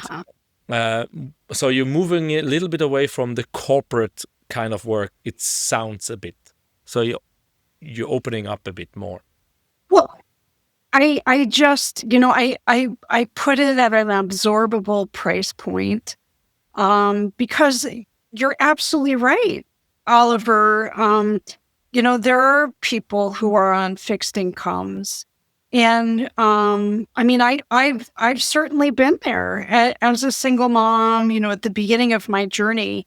And then there's maybe a college student or somebody who's retired or experienced, some financial challenges in their life. And it just seemed like just a very compassionate thing to do. And then there are other people who are curious, like, I want to experience this personally before I bring this into my corporation.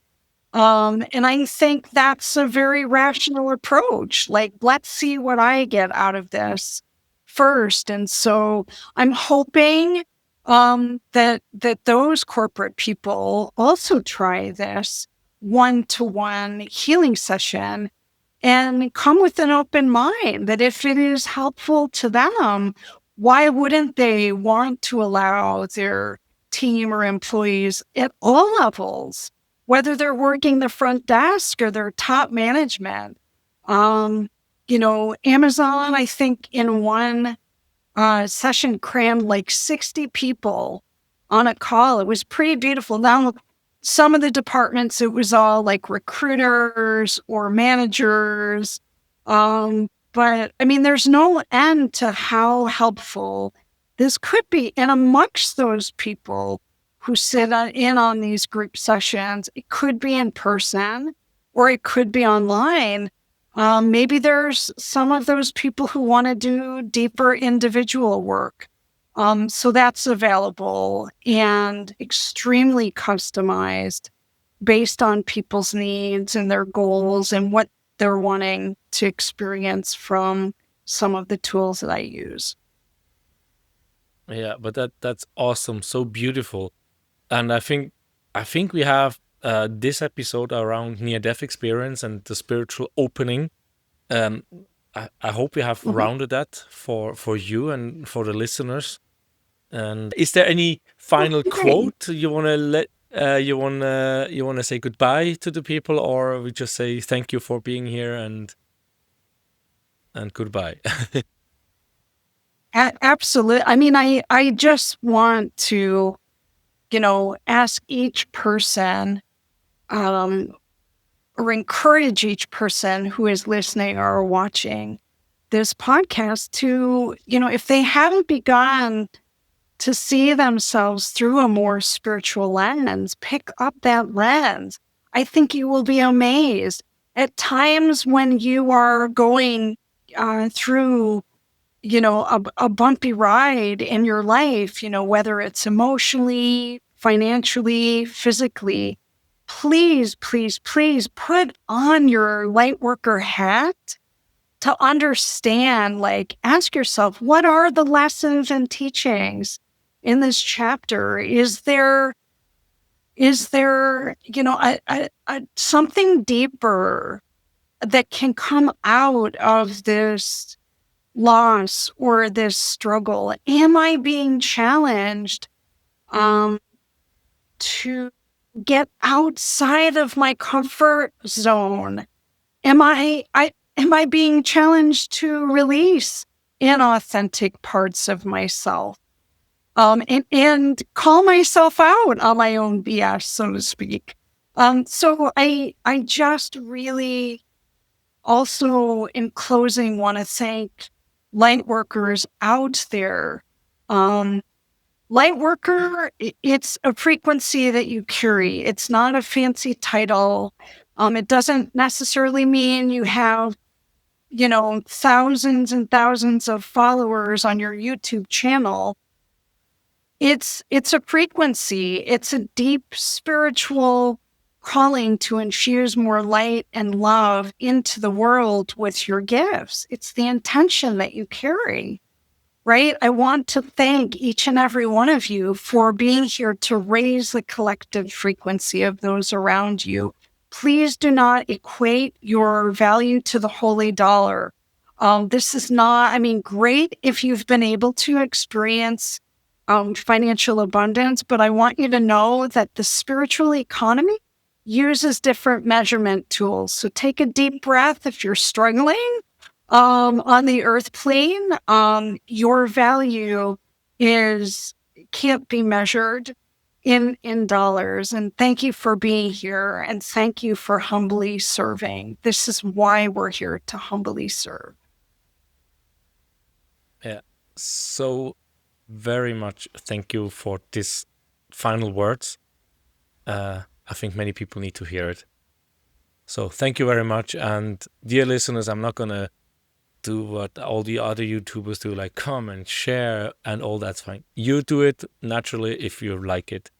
And Sure. Thank you so much for today. And look out for episode number 2, which will be for us in 10 days or so.